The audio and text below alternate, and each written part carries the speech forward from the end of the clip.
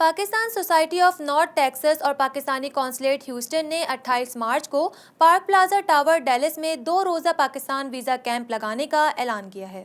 Pakistan society of north Texas اور Pakistani consulate Houston کے زیر اہتمام پاکستانی امریکنز کے لیے پارک پلازا ٹاور ڈیلس میں 28 مارچ سے 2 روزہ پاکستانی ویزا کیمپ لگایا جا رہا ہے۔ اس ویزا کیمپ کے اوقات کار 28 مارچ ہفتے کو صبح 9 بجے سے شام 5 بجے اور 29 مارچ اتوار کو صبح 9 بجے سے دوپہر 12 بجے تک ہوں گے۔ سائلین ویزا کیمپ پر پاکستان کے لیے ویزا، اپنے دستاویزات کی تصدیق، بچوں کے پیدائشی سرٹیفکیٹس بنوانے کی سہولت دستیاب ہوگی۔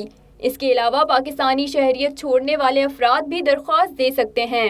سائلین اپنے ہمراہ پاکستانی شناختی کارڈ اگر وہ تصدیق شدہ بھی ہے تو لازمی لائیں۔ اس ویزا کیمپ پر پاکستانی پاسپورٹ اور اوورسیز پاکستانیوں کے شناختی کارڈز کے لیے درخواستیں قبول نہیں کی جائیں گی۔ پاکستانی اپنے شناختی کارڈ اور پاسپورٹ کی تجدید کے لیے Pakistani consulate general office Houston میں درخواست جمع کروائیں۔